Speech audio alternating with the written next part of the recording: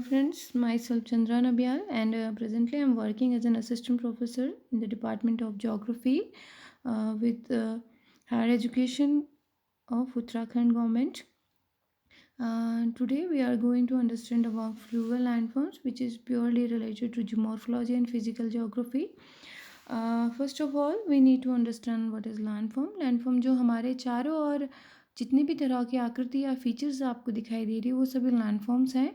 जैसे कि आप माउंटेनियस रीजन में रह रहे हैं तो आप पर्वतों को अपने चारों ओर देख रहे हैं, विभिन्न तरह की घाटियों को अपने चारों ओर देख रहे हैं. ऐसे यदि आप मैदानी इलाकों में रहते हैं तो विभिन्न तरह के मैदान पठार आपको दिखाई दे रहे होंगे. तो ये जितने भी फीचर्स आपको दिखाई दे रहे हैं जो कि कहीं ना कहीं विभिन्न तरह के लैंडफॉर्म्स के अंदर आते हैं.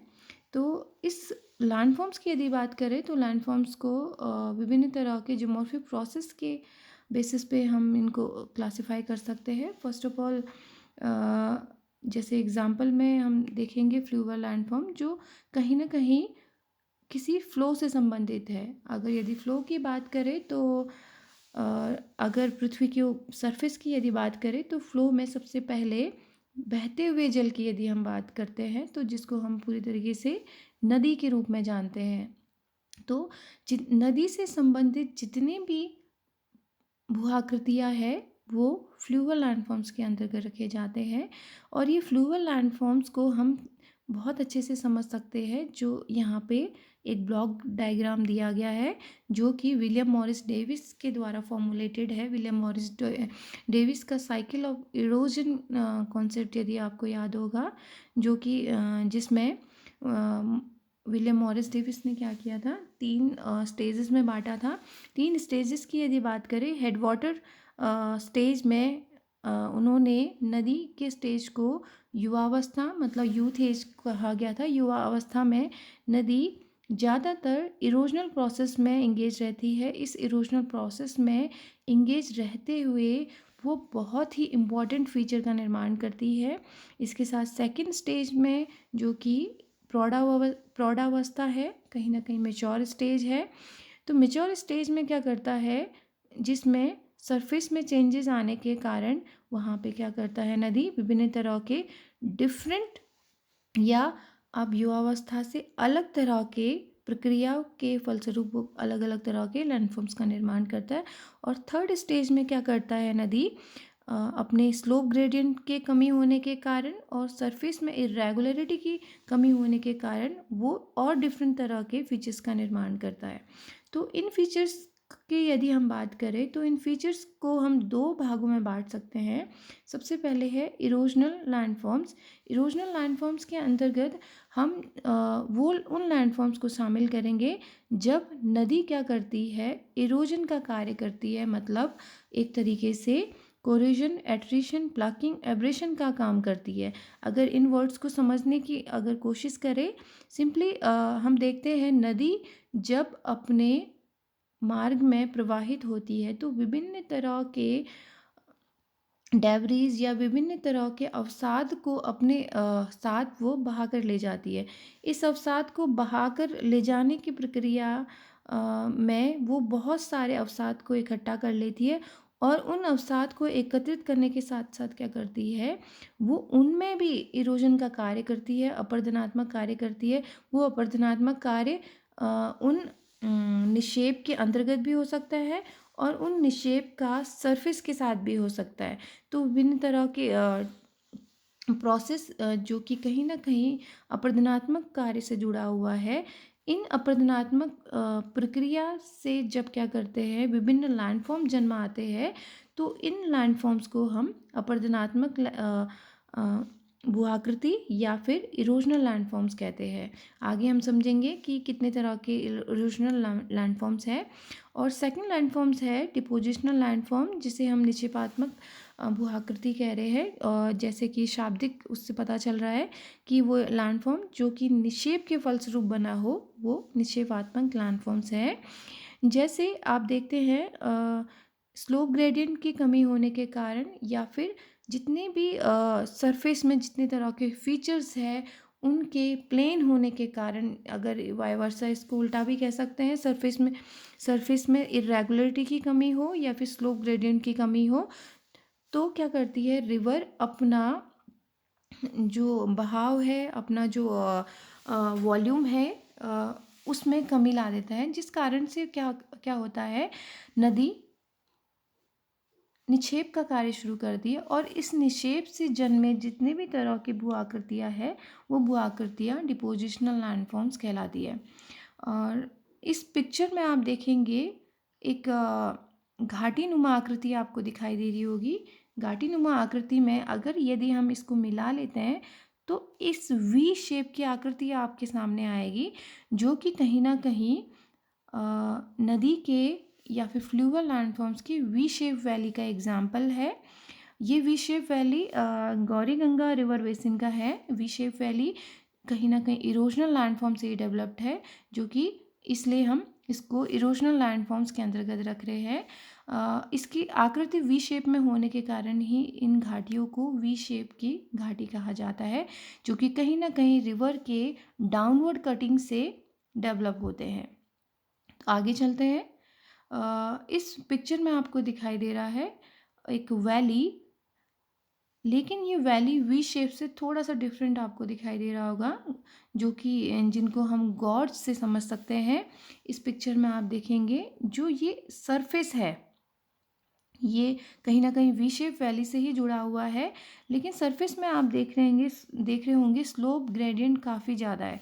इस स्लोप ग्रेडियंट के ज़्यादा या बदलाव होने के कारण ही इसको हम गॉर्ज कह रहे हैं। गॉर्ज की विशेषता क्या होती है कि इसके जो लैटरल साइड्स है, जो इसके जो किनारे हैं, उसमें बहुत ही स्टीप स्लोप रहता है, और ये कहीं ना कहीं जूलॉजिकल सेटिंग पे बेस्ड होता है गॉर्ज का निर्माण। यदि गॉर्ज की बात करें तो दोनों स्कार्प क्या है, इसके दोनों जो किनारे हैं वो हार्ड रॉक से बने होते हैं, जिस कारण से ही उनका इरोजन बहुत ज़्यादा नहीं हो पाता है, इसलिए इनकी जो किनारे होते हैं इस तरीके से स्टीप स्लोप में बने होते हैं। तो ऐसे फीचर्स कहीं ना कहीं इरोजनल एक्टिविटी से जुड़े होते हैं, इसलिए इरोजनल लैंडफॉर्म्स के अंतर्गत आते हैं, जिनको नदी जियोमोर्फोलॉजी में गॉर्ज कहा गया है। सेकंड पिक्चर में आप देखेंगे इस तरफ, इसमें सरफेस जो रिवर के जो किनारे हैं ये क्या है, काफ़ी चौड़े हो गए हैं। तो इस सरफेस को एक कंटिन्यूस फीचर के फॉर्म में देखेंगे जब नदी रेगुलरली अपने साइडवर्ड कटिंग करता है, एक तरीके से वैली वाइडनिंग का काम करता है, तो इससे कैनियन का डेवलपमेंट होता है।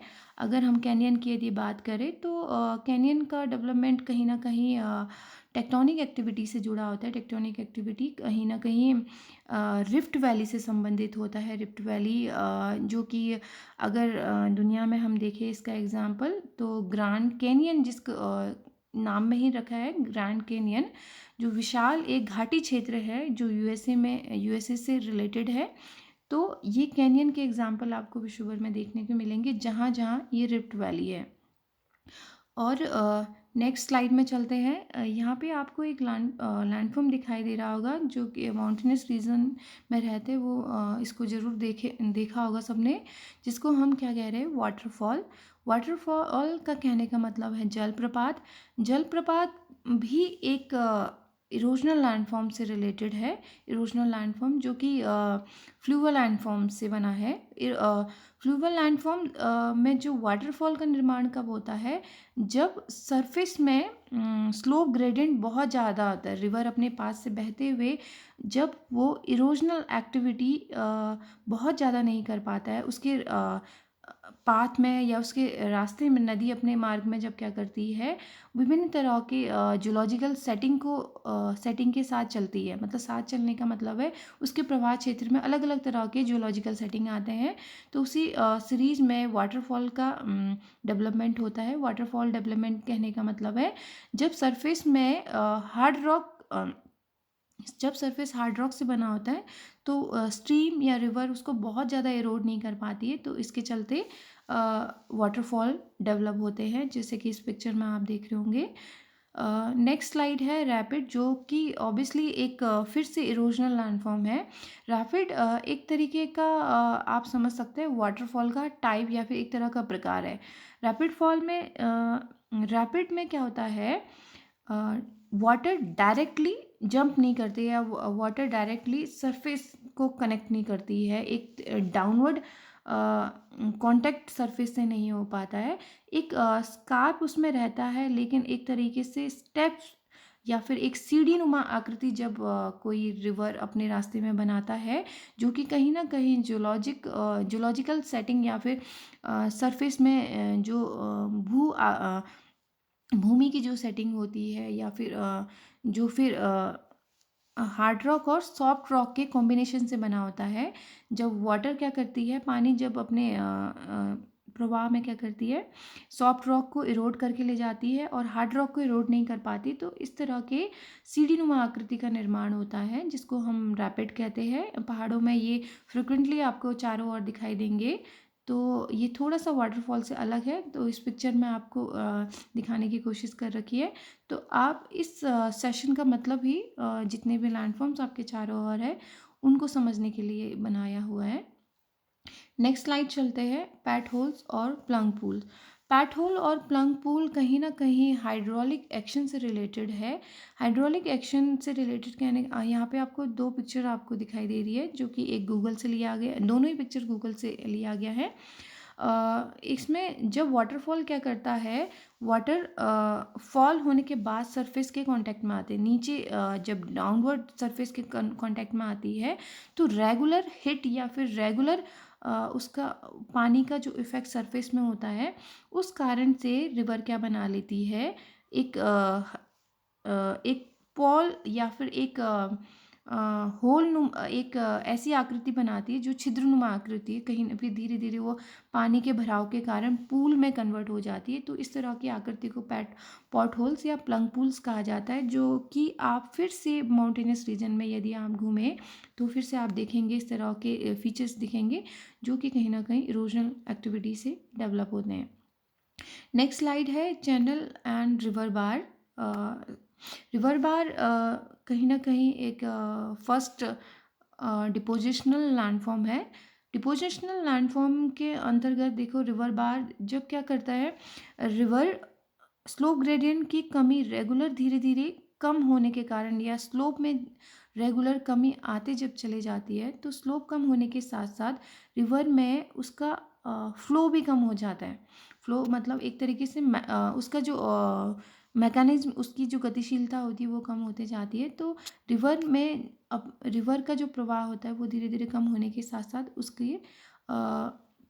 उसमें उसकी क्षमता भी कम होते चली जाती है, जिसके साथ साथ वो अपने साथ लाए हुए जितने भी डेब्रीज है, जितने भी अवसाद हेड वाटर स्टेज से लेके आती है, वो उसको छोड़ते चली जाती है। तो इस तरह के अवसाद जब अपने आसपास के क्षेत्रों में छोड़ते हुए चली जाती है, तो इस तरह के सेडिमेंटेशन का डेवलपमेंट होता है। इस तरह के अवसाद एकत्रित हो जाते हैं। इन अवसादों जब ये अवसाद नदी के कोर्स में, नदी के बीच में जब ऐसे एकत्रित होते हैं, तो उनको रिवर बार्स कहा जाता है या रिवर चैनल्स कहा जाता है।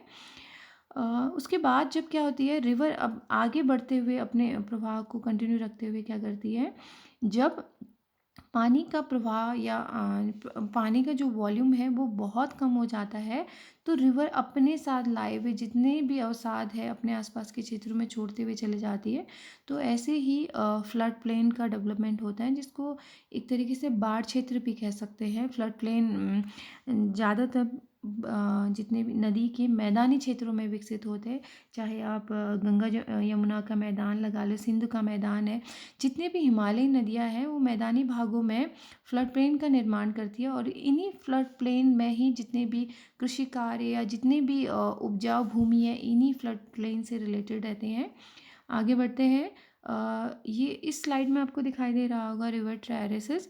रिवर टेरेसेस कहीं ना कहीं ये फिर से निक्षेपात्मक लैंडफॉर्म्स हैं।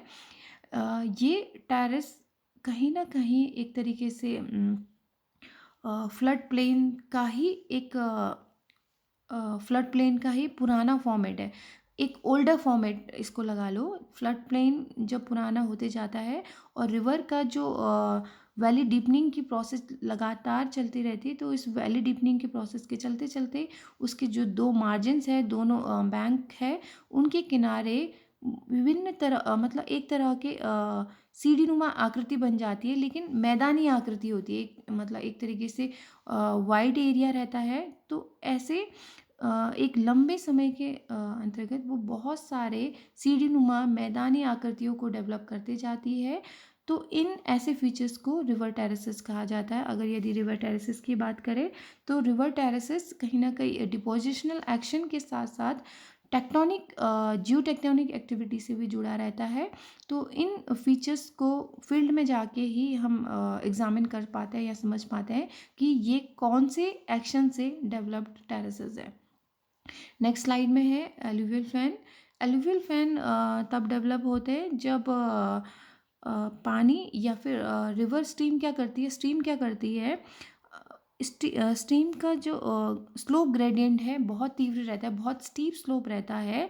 लेकिन उसके बाद अचानक से जब स्ट्रीम फॉल होने के बाद अचानक से स्लोप कम हो जाता है, मतलब एक मैदानी भाग के कांटेक्ट में आ जाता है। तो इस तरह के एल्यूवियल फैन का डेवलपमेंट होता है। इस तरह के स्कार्प या फिर स्टीप स्लोप होने के कारण इस ऐसे स्ट्रीम में बहुत ज़्यादा डेब्री फ्लो रेगुलर रहता है। इस ऐसे डेब्री फ्लो के रेगुलर होने के कारण इस तरह के फीचर का डेवलपमेंट होता है। नेक्स्ट स्लाइड है नेचुरल लीवीज। नेचुरल लीवीज को हम प्राकृतिक तटबंध अगर हम कहें तो इसको अच्छे से समझ सकते हैं। ये रेड एंगल आपको जो दिखाई दे रहे हैं, ये रेड एंगल आपको जितने भी तरह के ये आपको एक लीनियर फीचर्स आपको दिखाई दे रहे हैं यहाँ पे, ये लीनियर फीचर क्या कहलाते हैं, नेचुरल लीवीज कहलाते हैं। जो कहीं ना कहीं नदी के सेडिमेंटेशन एक ग्रेजुअल सेडिमेंटेशन से जुड़े होते हैं। नदी क्या करती है, जितने भी फाइन पार्टिकल्स है, बहुत ही छोटे छोटे जो रॉक पार्टिकल्स है, वो अपने किनारों में तटबंध के रूप में छोड़ते चले जाते हैं। ये प्राकृतिक या फिर प्रकृति या नदी के प्राकृतिक बहाव के कारण डेवलप होने के कारण इसको नेचुरल लीवीज कहा जाता है। इस प्राकृतिक तटबंध के होने के या उपस्थित होने के वजह से ही जो बाढ़ क्षेत्र है, उन बाढ़ क्षेत्र में को कंट्रोल किया जा सकता है। इसी से ही मोटिवेट होते हुए गवर्नमेंट विभिन्न तरह के योजनाएं चलाती है जो तटबंध के निर्माण कार्य करती है, और जो तटबंध कहीं ना कहीं बाढ़ क्षेत्रों को कंट्रोल करने के लिए प्रयोग में लाए जाते हैं। नेक्स्ट स्लाइड है डेल्टा एंड एस्चुरी। जब नदी क्या करती है, अपने मुहाने तक पहुंचती है, मतलब जब समुद्र से इसका मिलन होता है, समुद्र में जाके जब ये मिलती है, तो नदी दो तरह के फॉर्मेट या फिर फीचर का डेवलपमेंट करती है। फर्स्ट है डेल्टा। डेल्टा जब नदी बहुत ग्रेजुअल, बहुत ही मंद तरीके से अपने मंद गति को लेते हुए ओशन बेल्ट से या ओशन रीजन में मिल जाती है, तो ऐसे स्थान में डेल्टा का डेवलपमेंट होता है। डेल्टा अगर हम कहें तो इस पिक्चर में, फर्स्ट पिक्चर में जो आपको दिखाई दे रहा है डेल्टा, ये डेल्टा गंगा यमुना का डेल्टा है जो कि हमारे बे बंगाल में जाके बनती है। तो ये फीचर्स क्या है, बहुत धीरे धीरे इसमें स्लोप ग्रेडियंट कम हो रहा है, स्लोप बहुत धीरे धीरे ढाल की कमी आ रही है। तो उसी तरीके से नदी का जो प्रवाह है वो धीरे धीरे कम होते जा रहा है, और विभिन्न तरह के स्टीम जाकर कहाँ मिल रही है, समुद्र में जाके मिल रही है। तो इस तरीके से डेल्टा का निर्माण होता है। इसकी आकृतियाँ स्लोप पे ही आधारित हो सकती है। विभिन्न तरह की आकृतियों के बारे में हम नेक्स्ट उसमें सेशन में जानेंगे। उसके बाद जब कभी क्या होता है, नदी का हमेशा स्लोप ग्रेडियंट ऐसे ही स्लो नहीं हो सकता। एस्चुरी कभी कभी नदी क्या करती है, अचानक से स्लोप ग्रेडियंट में चेंज होने के कारण, मतलब कहने का मतलब है जब नदी डायरेक्टली जाके ओशन ग्राउंड से जाके मिलती है, तो ऐसे स्थानों में एस्चुरी का निर्माण होता है। जैसे आप इसको इस तरीके से समझ सकते हैं, एक वाटरफॉल नुमा आकृति, मतलब वाटरफॉल शेप की जो फीचर होंगे लेकिन ओशन के किनारे में होंगे, वो एस्चुरी कहलाते हैं। जैसे भारत में नर्मदा और ताप्ती ऐसे रिवर है जो हमारे वेस्टर्न घाट में अपना मुहाना बनाती है एस्चुरी का निर्माण करते हुए। तो यहीं पे इस सेशन को ख़त्म करते हुए मैं थैंक यू कहना चाहूँगी। उम्मीद है आप लोगों ने इसे समझा